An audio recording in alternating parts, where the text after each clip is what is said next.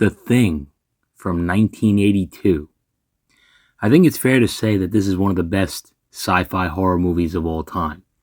I know that's hyperbolic, but this movie is legitimately great. The practical special effects are outstanding and grotesque. It's directed by John Carpenter, of course, and I think it's his best movie. And I know a lot of other fans feel the same way. And that's saying a lot because John Carpenter has made a lot of legitimately good movies, especially in the 80s. But like a lot of his movies, it was a lot less successful than it probably should have been, at least when it first came out. Didn't make a lot of money, and critics brutalized it. But I don't know what the hell they were talking about, because from start to finish, this movie is a gem. It's tense, it's gory, it's creepy, the characters are great, the creature effects are flawless. It's truly outstanding. But it's going to be hard for me to talk about because despite its intensity, there are a lot of subtle things that happen in this movie, and not everything is fully explained. Almost nothing is fully explained. It's a movie that really doesn't hold your hand at all. And I hope I can bring something unique to the table because there's no shortage of analytic videos about this movie on YouTube. And most of them are probably going to be more accurate than me. But needless to say, I have a lot of notes, so without wasting any more time than I need to, I think we should just get into it. And just fair warning, if you've never seen this movie, or even if it's been a really long time since you've seen it, you should probably go watch it again before watching this video. Because not only do I not want to spoil it, but I also want you to be up to speed with some of the things I'm going to be saying. Because as I said, there's a lot of subtle stuff in this movie, and there very well could be some things that you notice that I didn't. So if I say something that is kind of just a theory on my part, you might want to argue against it if you have an example to support it. This is also a very gory movie, and this is going to be, it's going to be hard for me to avoid showing some gory images from it, so just be aware of that. But I think that's enough of a prelude, so here we go. The Thing from 1982. Directed by John Carpenter, starring Kurt Russell, Keith David, and Wilford Brimley. Hi, I'm Wilford Brimley, and I've had diabetes for about 20 years. The movie opens up with a spooky spaceship heading towards Earth, and after the opening title sequence, it jumps to Antarctica in 1982. A Norwegian helicopter is chasing after a dog. It's a bit of a weird way to open a movie. The first time you watch this movie, you will have questions. And a guy on the helicopter is shooting at the dog with a rifle, and he is a terrible shot. I realize it's not easy to hit a moving target, and it's even harder to do it from a moving helicopter. But they are flying real low, and he still can't hit it. And maybe it has something to do with his strange goggles. I think they're called Inuit goggles, if I'm not mistaken. I'm sure they're great for preventing snow blindness, but they don't seem ideal for shooting. And they're approaching United States Outpost 31, and we briefly get introduced to the various characters. R.J. McCready, helicopter pilot, is playing a computer chess game, and he loses. He calls the computer a cheating bitch and dumps his glass of J&B Scotch whiskey into it. And I'm not a chess expert by any means, but the whole thing seems weird. He makes a bishop move, and he doesn't have a bishop. And he rage quits when he loses, which, in a weird way, tells you everything you need to know about him. This is a guy who breaks the game when there's no way to win. And that's exactly the kind of hero you need for this Kobayashi Maru style scenario that he's about to find himself in. And we also get introduced to Gary, the station commander, Blair, the chief biologist, Fuchs, the assistant biologist, Childs, the head mechanic, Palmer, the assistant mechanic, Dr. Copper, the station physician, Bennings, the meteorologist, Norris, the geologist, Windows, the radio operator, Knowles, the cook, and Clark, the dog handler. I'd figured I'd get the intros out of the way early because I'm going to be mentioning their names a lot. And the helicopter lands near the base, and the guy continues shooting at this dog. He also takes out a grenade and immediately fumbles it. This dude is truly incompetent. The pilot of the helicopter goes digging in the snow for the grenade, but he can't find it in time, and he blows up along with the helicopter. The most inaccurate man in the world continues shooting at this dog. Doesn't hit it, obviously, but he does hit Bennings in the leg. But finally, Gary takes out his Red Dead revolver and shoots this dude through the eye. Yikes. Gross, right in the fucking eyeball. And it's too bad he died, because I bet if they could have gotten past the language barrier, he could have explained a lot of what's going on. They tend to Bennings' leg, and they take the dog inside. Windows tries to call for help on the radio, but they really can't expect anything until spring. And according to McCready, it's the first week of winter, which is a shame because no one seems to be in the Christmas spirit. And the dog is acting very weird. They don't seem to really question why the Norwegians were trying to kill the dog. I know it seems like an insane thing to be doing, but maybe the dog is carrying some disease. Of course, we'll come to find out that it's much worse than that, but you'd think someone would at least float that as a possible explanation, and no one does. And we see the dog go into a room, and there's a shadow on the wall that looks a lot like Norris to me, but I guess it could also be Palmer. And we'll come back to that later.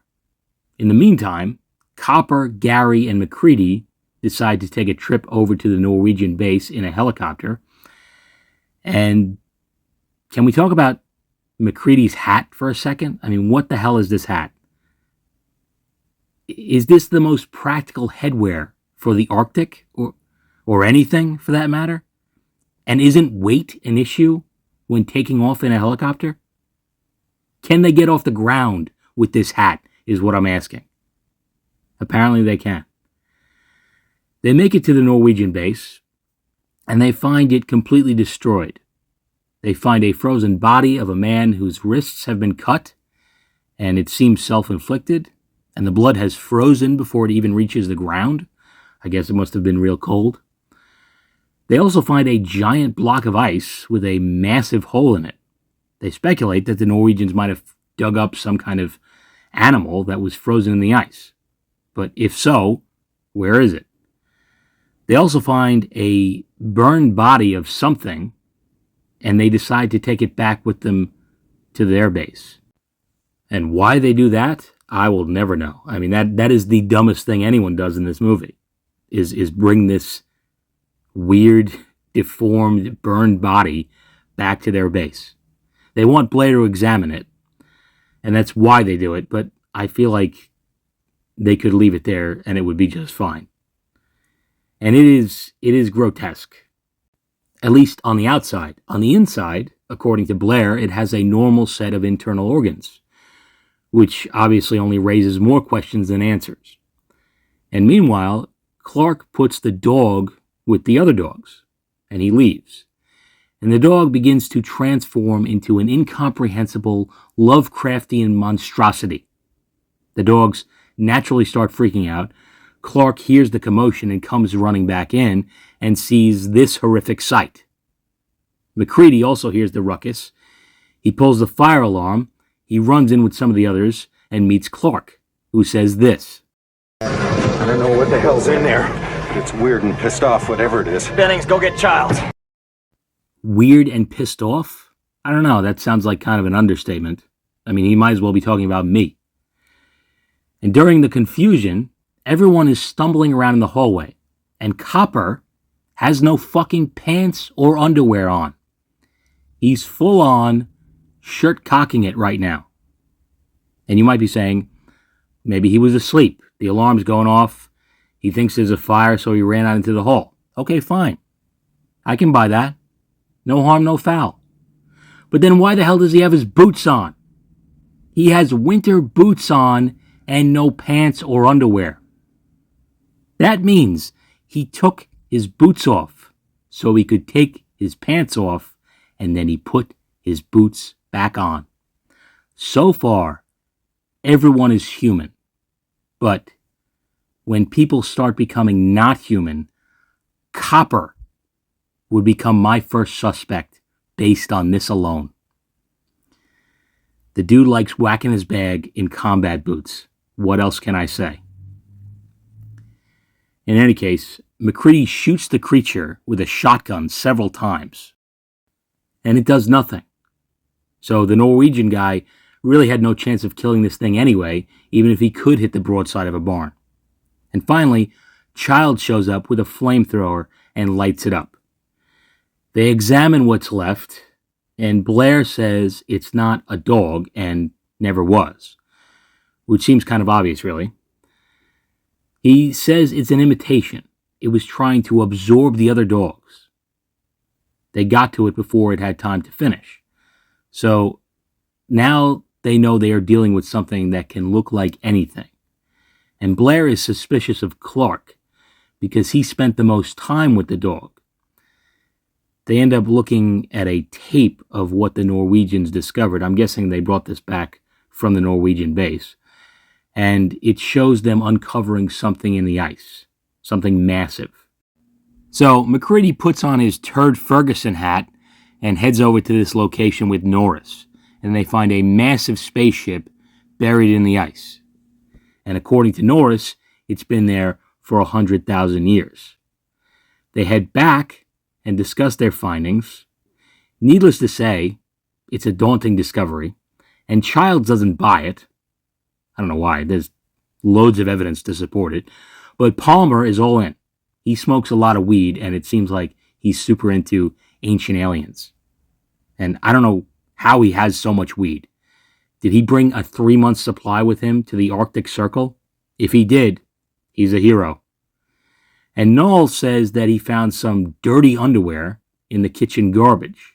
And everyone just kind of ignores that because you would, right? I mean, as weird as it is, dude, we just found a fucking alien dog and found a spaceship. I don't know what you want me to do about this underwear crime. I can't process that right now. But if I had to pick a suspect, it would be Copper, because he's always walking around with his pecker out. And Blair runs a super advanced 1982 computer simulation, and it informs him that if this gets out, the entire population of Earth will be infected within 27,000 hours. Why the hell the information is given in hours, I'll never know. I mean, that's like when a mother tells you the age of their kid in months when it's well over a year old. Lady, your kid has a mustache and he's vaping. Just say the age in years. In any case, 27,000 hours is about 3 years. So the shit is going to hit the fan pretty quick if this thing gets off this frozen continent. And Fuchs talks to McCready in private. He says he's concerned about Blair, and he also says there's still cellular activity in the burned remains that they found. It's dead, but it's not quite dead. He says he's not dead. Yes, he is. I'm not. He isn't. Well, he will be soon. He's very ill. I'm getting better. No, you're not. You'll be stone dead in a moment. Oh. And of course, just as McCready and Fuchs are talking about this, Windows walks in on Bennings being absorbed. And I hate when that happens. Doesn't anybody fucking knock anymore? So Windows runs outside to tell McCready what's going on with Bennings. They end up chasing the Bennings creature outside, and then this happens. It isn't Bennings.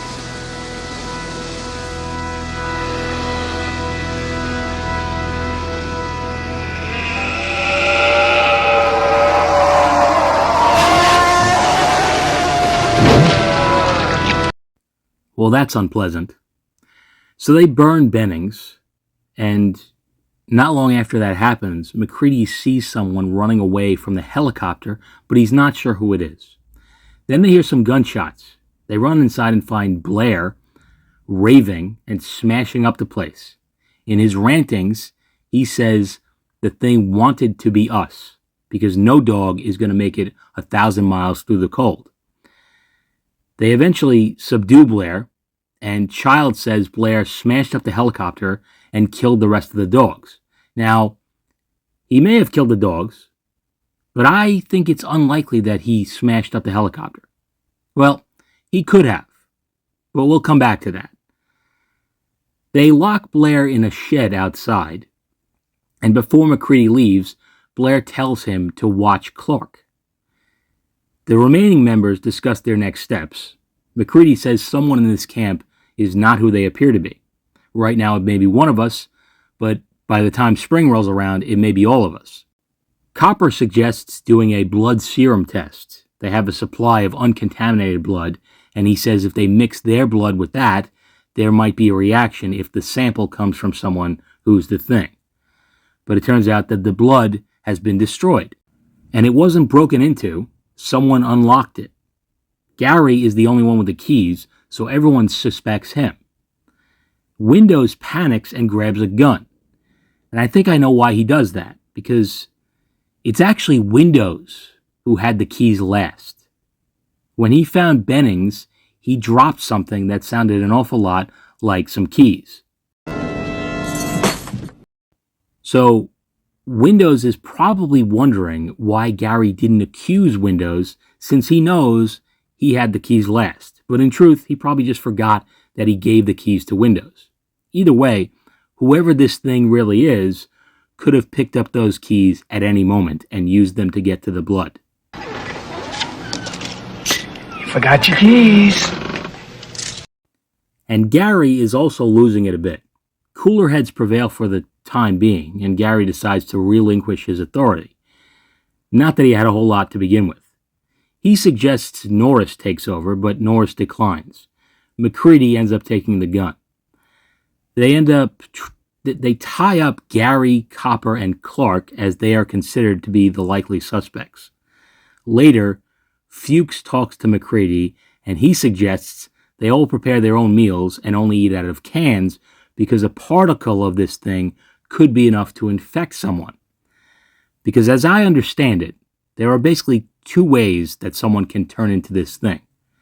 They can be assimilated physically by the creature, or they can simply be infected by a particle from it. And that process is much slower than being absorbed directly, but it basically means that they're all likely infected at this point. And that seems to fall in line with the complete infection rate of 27,000 hours, because this thing could not go from person to person and assimilate everyone on Earth in just 3 years. And Fuchs finds some shredded clothing with McCready's name on it, and that's the last time we see him alive. McCready, Knowles, and Windows go looking for Fuchs, and they find his burned body outside. It seems like he encountered the creature and tried to burn it, or he was about to be absorbed by it and he burned himself. Either way, another one bites the dust. So McCready tells Windows to head back to the others while he and Knowles go investigate his shack, because the light is on up there and it shouldn't be. A storm blows in, which is the last thing they need right now. And later, Knowles shows up at the base, half frozen, and he says he cut McCready loose on the tow line because he found a piece of shredded clothing with McCready's name on it. And they assume that when the thing takes someone over, it rips through their clothes. I never really understood the ripped clothing thing. I think it's a misdirect on the part of the thing, or things. But if you can explain it better than the movie does, please do. I would appreciate it. Because to me, it seems like it's more of a conscious effort on the part of the thing to create paranoia and division among the human characters. Either way, Childs now emerges as the de facto leader, and he decides to tell everyone to lock the place down so McCready can't get back in. And Windows asks, what if we're wrong about him? And Childs says, well, then we're wrong. So at this point, Childs doesn't really care if anyone dies as long as it's not him. There's really only two badasses in this group, Childs and McCready. And it seems like they have been manipulated into a confrontation with each other. McCready breaks through a storage room window, and everyone is ready to just kill him on the spot, but he has some dynamite and a flare. So it's a stalemate. But Norris and Knowles attack him from behind. McCready fights them off, and it seems like Norris is having a heart attack. Just what we fucking needed right now. And they take him to the infirmary and untie Copper so he can try to save him. And this is where the shit really hits the fan. While Copper is working on Norris, MacReady defends himself to the others by saying that anyone could have got to some of his clothes and put them in the furnace, which is where they were found. It's interesting that he knows that they were found in the furnace because Knowles found them there, but he didn't tell MacReady that he found them there. So he just knew that information somehow. But either way, it makes sense that they were put there to be found, not hidden, because if someone wanted to hide it, they would just burn it.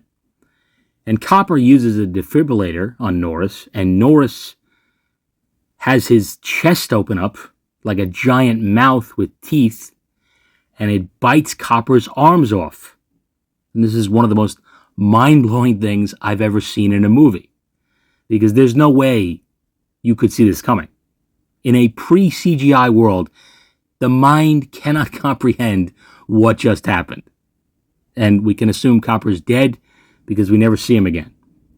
And Norris is transforming, and it's horrendous. MacReady hits it with the flamethrower, and Norris's head escapes by growing some spider legs and running off.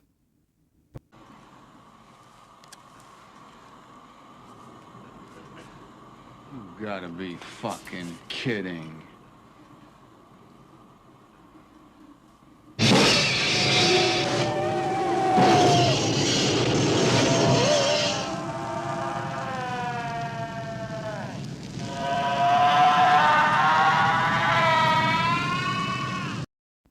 And there's a lot to unpack here. My biggest question is, why did Norris pass out and seem to have a heart issue if he was the Thing? Some people think that the Thing absorbed him so perfectly that it also absorbed a pre-existing heart condition. I guess that's one possibility, but it doesn't make a lot of sense to me because the Thing doesn't need a heart. You know, the head just ripped off and went crawling across the floor. It doesn't need a functioning heart. But I think another possibility, and is the more likely one, is that he wasn't absorbed at all. He was actually infected. The infection process reached its apex at that moment. And then this newborn Thing felt attacked by the defibrillator, and it defended itself. And how Norris became a Thing is ultimately unimportant. Doesn't matter. The shit is hitting the fan. And since the creature obviously doesn't take kindly to being burned, MacReady comes up with his own version of the blood serum test. He wants to take a sample of everyone's blood and apply extreme heat to it to see if there's a reaction. Because in the end, it's not really blood. It's just the creature pretending to be blood. Before they do the test, MacReady is distracted by an argument with Childs, and Clark takes the opportunity to try and stab MacReady with a scalpel, and MacReady ends up shooting Clark in the head. Tragic. So MacReady ties everyone up, except Windows. He has Windows collect the blood samples with a scalpel, but he uses the same scalpel for everyone, or at least he uses the same one on himself that he used on Knowles. So if Knowles was infected, Windows likely just infected himself, but whatever. He wears his sunglasses at night, so obviously he's not thinking straight. And Windows passes the test, so does MacReady. Childs doesn't like it because he still wants to kill MacReady. The dead body of Clark and Copper also passed the test. And Childs says that means that Clark was human, which makes MacReady a murderer. I mean, I'm not so sure about that. He did come at him with a knife, so MacReady just shot him. I mean, Indiana Jones did the same damn thing. And I do kind of feel bad for Clark, though. Everyone suspected him, and he wasn't the Thing. And he's probably the most relatable dude in the movie. He's just a quiet guy who likes dogs. He didn't deserve this. But it was really stupid of him to try to stab MacReady, because if MacReady is the Thing, a scalpel isn't going to do shit. And they continue testing everyone, and Palmer does not pass the test. The blood leaps out of the petri dish, and Palmer starts to transform. He escapes and attacks Windows, or at least he attacks a rag doll that is supposed to be Windows. And in retrospect, it was probably not a great idea to tie everyone up so close together. MacReady struggles to get the flamethrower working, while Palmer throws poor Windows into a stack of board games. Tragic. We could have been playing Boggle this entire time. MacReady finally burns the Palmer thing, and it runs outside, and MacReady throws a stick of dynamite at it, and it blows up. Then he comes back in and burns the now transforming Windows. What a fiasco. This movie is wild. Things settle down after Knowles, Childs, and Gary pass their tests, and Gary says this. I know you gentlemen have been through a lot. And when you find the time, I'd rather not spend the rest of this winter tied to this fucking couch! Great line. Understandable. So now that they know everyone is human, everyone who is left is human, MacReady tells Childs to stay behind in the base while he, Knowles, and Gary go give Blair the test, which is stupid. Why wouldn't they all stick together? It makes no sense to separate when they know that everyone here is human. But they do. The three of them head out to the shack, but Blair is gone. There's an escape tunnel in the floor, which leads to some kind of patchwork spaceship. It's made of missing parts from the helicopter, which seems more than a little far-fetched. I mean, how do you build a spaceship out of a 1980s helicopter? Talk about working with stone knives and bearskins. But I think it's pretty clear that the person MacReady saw running away from the helicopter was not Blair. It was Palmer. Palmer was confirmed to have been the thing. They've already killed him. And he wasn't present when Blair was shooting up the place and losing his mind, which happened around the same time that MacReady saw someone running away from the helicopter. And everyone was also wondering who sabotaged the blood samples from earlier, and I think that also was Palmer. I think he probably picked up the keys that Windows dropped and destroyed the blood. I think that's the most logical assumption. But moving on, finally. Doesn't really matter. It seems clear now that the thing just wants to hide in the cold again and wait for the rescue team. So MacReady suggests warming things up. They head to an underground generator room and rig it with dynamite, and the three of them separate. Once again, terrible idea. And the Blair thing finds Gary and puts his fingers inside of his cheeks, as you do. And Knowles seems to get absorbed off screen. So MacReady and possibly Childs are the only humans left at this point. MacReady gets attacked by the Blair thing, and it really is weird and pissed off. I mean, what the fuck is this now? Is this what diabetes does to you? Diabetes, diabetes, diabetes, diabetes. So, you got diabetes. I don't know, but it's pretty horrifying. But thankfully, MacReady manages to blow it up with his seemingly endless supply of dynamite.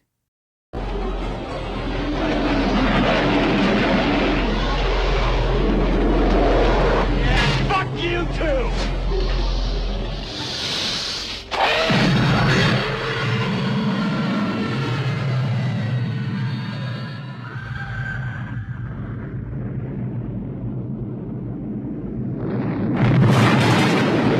MacReady rage quits, just like in the chess game. He then wanders outside. Somehow he survived this massive explosion that destroyed the whole camp. Or did he? We don't really know. This could be him, or it could be the thing. And he meets Childs, and he asks where he's been, and Childs says he thought he saw Blair, so he went out after him. Which could be true. But it could also mean that the Blair thing found Childs and absorbed him. We don't really know. And they don't know whether to trust each other. MacReady says, why don't we just wait here for a while and see what happens? He gives Childs a drink from his J&B scotch, and the movie ends. And we don't know what's going to happen with these two. They could both be human. One of them could be the thing, or they could both be the thing. Which would be actually kind of funny if they're both the thing and they suspect each other of being human. but I'm not sure that's the case. Although it could be. Who knows? But there are a lot of people who theorize that Childs is the thing because it's not actually scotch that he drank. It was actually gasoline because they were using Molotov cocktails to burn the place up earlier.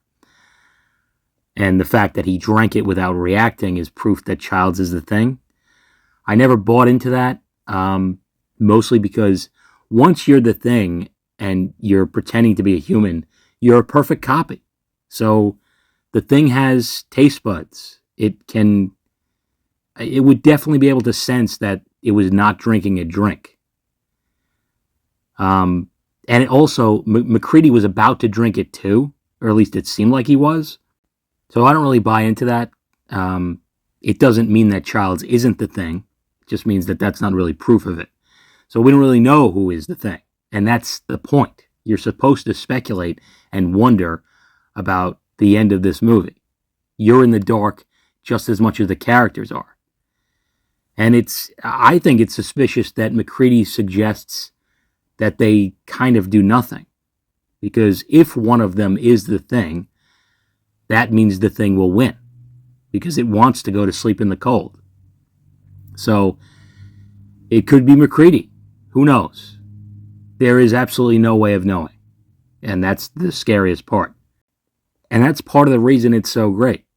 The paranoia and isolation this movie makes you feel is pretty remarkable considering it is just a movie.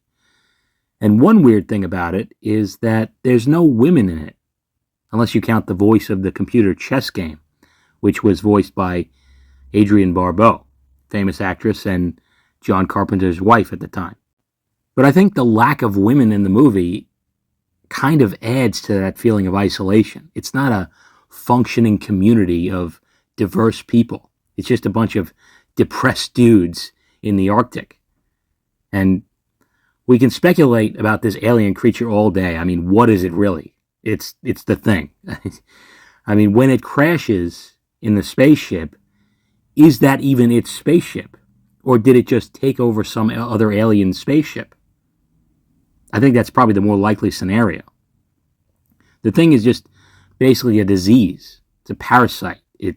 It's intelligent, but all it really wants to do is absorb living things and survive. It's a really creepy setup. And the ending is pretty bleak. The best case scenario, the thing is dead and gone, and McCready and Childs are left to freeze to death in the cold, because there is no hope of being rescued at this point. They're in the Arctic. They have no shelter. As soon as those fires go out, they're done for. But, of course, the worst case scenario is that one of them is the thing, and it will just sleep in the cold like it did before, and when the rescue teams show up, this whole thing will start over again. And it eventually will destroy the world. It's pretty grim. And I think that's part of the reason why it wasn't successful at the time it came out. For some reason, this movie tanked. And it was panned by critics, especially by the usual suspects, Siskel and Ebert, who for some reason just thought this movie was gross and had no point. It also opened up around the same time as E.T., and people chose the happy, lovable alien instead. No disrespect to E.T., I love Steven Spielberg, it's a classic, but I would take The Thing over E.T. 10 times out of 10. Okay, maybe 9 times out of 10, Sometimes you feel like you need something a little warm and fuzzy. But because of the initial response to this movie, it kind of became the ultimate cult classic. The Thing has aged like fine wine. It's almost to the point where it's not even really a cult movie anymore. It's just a very well-respected science fiction horror movie, which is what it should have been from the start. And it's technically a remake of a 1951 movie called The Thing from Another World, which is also great, but I think John Carpenter's version is far superior. And from what I understand, it's a lot closer to the novel that it's based on. There was also a remake/prequel in 2011, and that movie is just... First of all, it is a prequel, but it was kind of marketed as a remake. I mean, it's even called The Thing. And while it's not a great movie by any means, it probably would have been more successful if people were aware that it wasn't just supposed to be a remake. You know, you got to call it something like The Thing, The Beginning, or some shit like that. But instead, they just gave it the exact same name as the first movie. I'll never understand why Hollywood does that. They do it kind of a lot. I mean, why is there a sequel to the original Halloween movie and it's from 2018 and they just called it Halloween? Is that not stupid? And the prequel to The Thing is kind of a slap in the face to John Carpenter's version because it's all bad CGI. If you're going to make a sequel or a prequel to maybe the greatest practical effects movie of all time, I don't know. Don't you think you should use practical effects? Doesn't that make sense? And if you watch these movies back to back, it really does feel like the 2011 version is both a prequel and a remake because it's the same exact story. Even the setting is kind of the same. So maybe it was appropriate that they just gave it the same name. Ultimately, it doesn't matter because it's not a great movie. Trust me, you can afford to skip it. But I think I've yapped long enough about this. I think it's time to wrap this up. So let me know what you think of John Carpenter's The Thing. And let me know if your theories about it are different than mine. I'd love to hear it. But that's all I've got for now. So until next time, take it easy. I don't know what the hell's in there, but it's weird and pissed off, whatever it is.